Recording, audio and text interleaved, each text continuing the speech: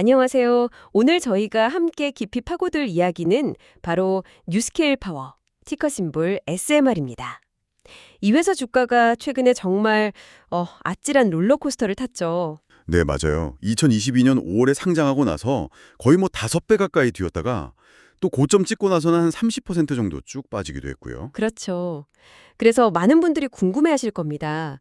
이 뉴스케일 파워, 과연 지금 시점에서 좀 눈여겨봐야 할 기업일까 하는 점이죠. 뉴스케일 파워는 그 기존의 아주 크고 복잡한 원자력 발전소 건설 방식에 정면으로 보전하는 회사라고 할 수 있습니다. 소형 모듈 원자로 SMR이라는 혁신 기술을 개발하고 있는데요. 이름 그대로죠. 작고 또 공장에서 미리 만들어서 현장에서는 조립만 하는 그런 방식입니다. 네, 이번 시간에는 뉴스케일의 그 SMR 기술, 이게 구체적으로 뭐가 다른 건지, 그리고 지금 진행 중인 주요 프로젝트들은 또 어떤 상황인지, 재무 상태는 괜찮은 건지, 또 투자자 입장에서는 어떤 점들을 좀 신중하게 봐야 할지, 이런 것들을 함께 속속들이 파헤쳐 보겠습니다. 이 흥미롭지만 또 복잡한 에너지 기업에 대한 핵심 정보를 여러분이 잘 얻으셔서 스스로 좀 합리적인 판단을 내리시는 데 도움이 되었으면 합니다. 자, 그럼 본격적으로 한번 시작해 볼까요? 먼저 뉴스케일의 심장이라고 할 수 있는 SMR 기술부터 자세히 들여다보죠. 이게 높이가 한 20m? 폭은 3m가 채 안 된다고 하니까 대형 컨테이너 정도 크기라고 생각하면 될까요? 네, 비슷합니다. 그런 원자료 모듈을 공장에서 거의 뭐 완성품처럼 찍어내서요. 원하는 곳으로 트럭이나 배로 실어 나르고 현장에서는 레고 블록 조립하듯이 딱딱 맞추면 발전소가 완성된다는 그런 개념이죠. 이게 왜 그렇게 혁신적이라고 평가를 받냐면 한번 생각해 보세요. 기존의 그 거대한 원자력 발전소, 부지 선정부터 건설, 완공까지 와, 정말 어마어마한 시간하고 천문학적인 비용이 들어가잖아요. 그렇죠. 시간도 오래 걸리고 돈도 많이 들고. 네, SMR은 이 기간과 비용을 아주 획기적으로 줄일 수 있다는 겁니다. 게다가 크기가 작으니까 기존 대형 원전은 뭐 상상도 못할 도심 근처나 외딴 섬, 심지어는 대규모 산업단지 안에도 비교적 쉽게 설치할 수 있다는 장점도 있고요. 여기서 아주 흥미로운 지점이 있는데요. 뉴스케일이 그냥 아이디어만 가진 회사가 아니라는 겁니다. 미국 원자력 규지위원회 NRC라고 하죠. 여기서 이 SMR 설계에 대한 표준 설계 승인 SDA를 받은 유일한 기업이라는 사실이에요. 아, NRC 승인. 그게 그렇게 중요한 건가요? 중요하죠. 이게 그냥 받는 상장 같은 게 아닙니다. 세계에서 가장 엄격하기로 소문난 원자력 안전 규제 기관 중 하나로부터 설계 자체의 안전성, 기술적 타당성, 이걸 공인받았다는 의미거든요. 이건 경쟁사들에게는 굉장히 높은 진입장벽이 될 수 있는 부분입니다. 구체적으로 보면 2023년 1월에 50메가와트 출력 모듈 설계가 승인을 받았고요.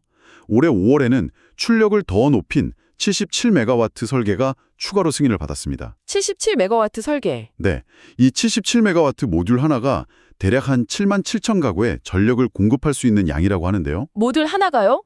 와, 생각보다 작지만 꽤 강력하네요. 그렇죠.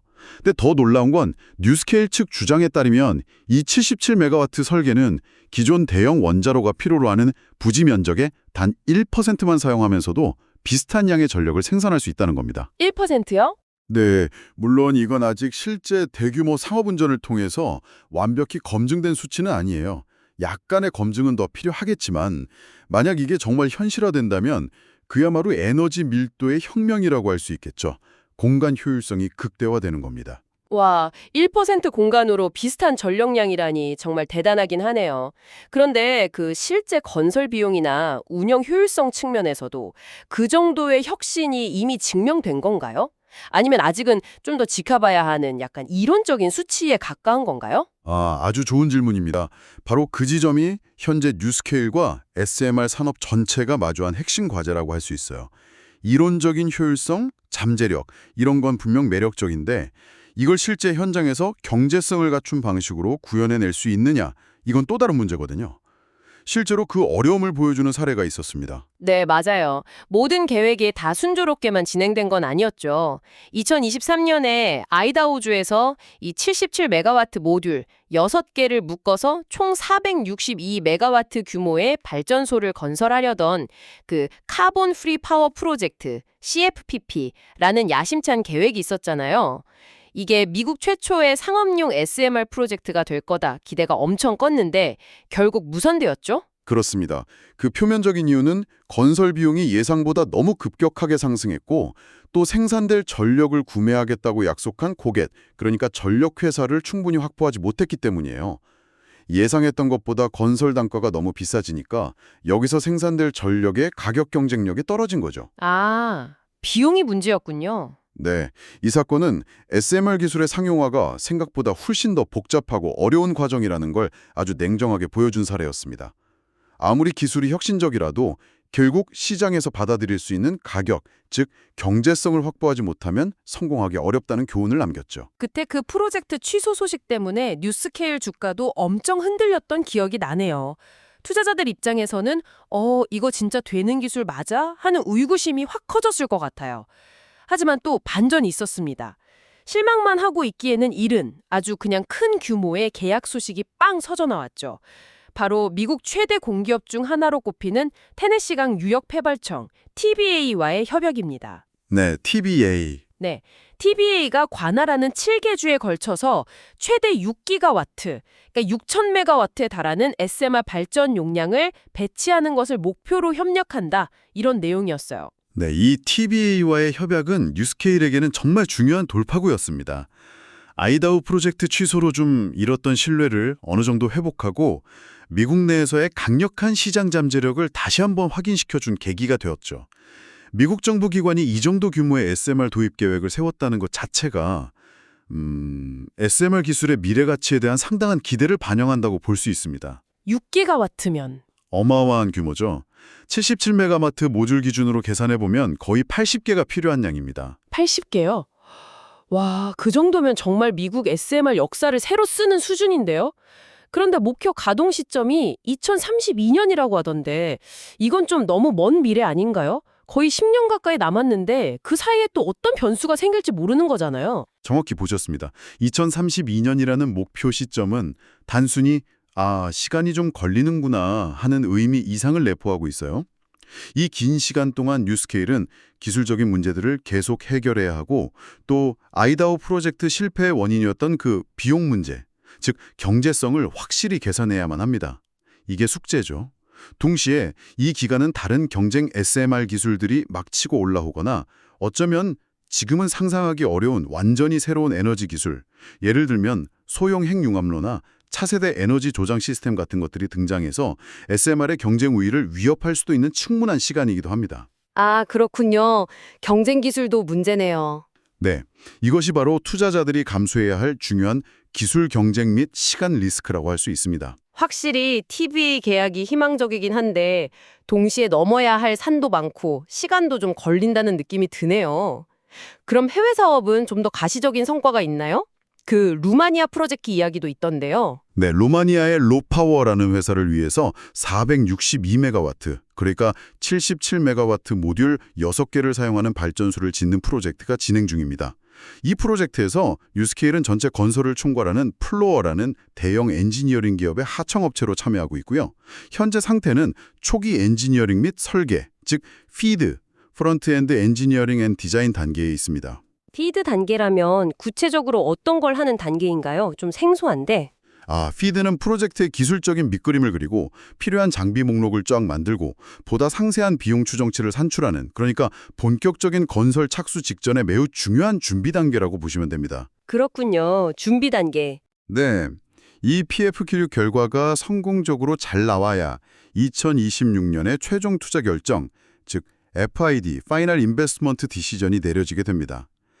이 FID가 바로 이 프로젝트에 실제 돈을 투입해서 진행할 거냐 말 거냐 이걸 결정하는 마지막 관문인 셈이죠. 아하. 따라서 2026년 루마니아 프로젝트의 FID 통과 여부는 뉴스케일의 비교적 단기적인 실적과 현금 흐름에 상당한 영향을 미칠 수 있는 아주 중요한 이벤트라고 할 수 있습니다. 그렇군요. BTBA 프로젝트는 좀 장기적인 잠재력을 보여준다면 루마니아 프로젝트는 좀 더 단기적인 성과를 가늠해 볼 수 있는 시금석이 되겠네요. 맞습니다. 결국 이런 중요한 일정들을 차질 없이 성공시키는 게 관건이군요. 자, 그럼 이제 가장 현실적인 문제, 돈 이야기를 좀 해보죠. 재무 상태를 들여다보면 여기가 특히 좀 흥미로운 지점인데요. 뉴스케일은 아직까지 실제로 SMR 모듈을 제작해서 고객에게 판매하거나 인도한 적이 없습니다. 네. 다시 말해서 핵심 제품에서 나오는 매출은 아직 0이라는 거죠. 네, 그게 현재 뉴스케일의 가장 큰 특징이죠. 어떻게 보면 리스크 요인입니다. 아직 실질적인 상업 매출이 발생하지 않는 개발 단계의 기술 기업이라는 점이죠. 그런데 놀라운 것은 그럼에도 불구하고 현재 뉴스케일의 시가총액이 무려 52억 3천만 달러, 우리 돈으로 환산하면 약 7조 원을 훌쩍 넘는다는 사실입니다. 그렇죠. 매출은 없는데 기업 가치는 7조 원이라. 이게 어떻게 가능한 건가요? 바로 그에 대한 기대감 때문입니다. 시장은 뉴스케일의 SMR 기술이 성공적으로 상용화되어서 미래 에너지 시장의 판도를 바꾸고 막대한 수익을 창출할 것이라는 그 잠재력에 엄청난 가치를 부여하고 있는 셈이죠. 소위 꿈을 먹고 자라는 주식의 전형적인 모습이라고 할 수 있습니다. 분석가들의 예측을 보면 2025년에는 뉴스케일이 주로 설계 연구, 나타당성 조사 컨설팅, 정부 보조금 같은 것들을 통해서 약 4,800만 달러 정도의 매출을 올릴 것으로 예상하더군요. 그런데 이 예상 매출액은 현재 시가총액의 100분의 1도 안 되는 수준입니다. 네, 아주 작죠. 순손실 규모는 1억 3,700만 달러에서 한 7,900만 달러 정도로 줄어들 것으로 보고 있고요. 더 나아가서 2027년까지는 매출이 3억 5천만 달러로 지금 예상치의 7배 이상 급증하고 순손실도 5,200만 달러까지 크게 줄어들 거다. 이런 상당히 장밋빛 전망도 나오고 있습니다. 물론 이런 전망들은 앞서 이야기한 그 루마니아 프로젝트가 2026년에 FID를 성공적으로 통과하고 또 TBA 프로젝트도 계획대로 잘 진행된다는 것을 전제로 한 것이겠죠. 맞습니다. 그렇기 때문에 이런 전망치는 상당한 불확실성을 내포하고 있다고 봐야 합니다. 그야말로 뭐 아니면 도식의 시나리오에 가깝다고 할 수 있죠. 계획대로 진행된다면 폭발적인 성장이 가능하지만 중간에 뭐 하나라도 삐끗하면 예상치는 완전히 빗나갈 수 있습니다. 그리고 현재 발생하는 매출이라는 것도 대부분 실제 원자로 판매가 아니라 사업 준비 단계에서 발생하는 용역 수수료나 정부 지원금 등이라는 점을 명심해야 합니다. 이렇게 미래 기대감만으로 높은 가치를 인정받는 기업의 경우 투자자 입장에서 또 우려되는 부분이 있지 않나요? 예를 들면 자금 조달 문제 같은 거요. 앞으로 돈이 엄청 필요할 텐데. 정확합니다.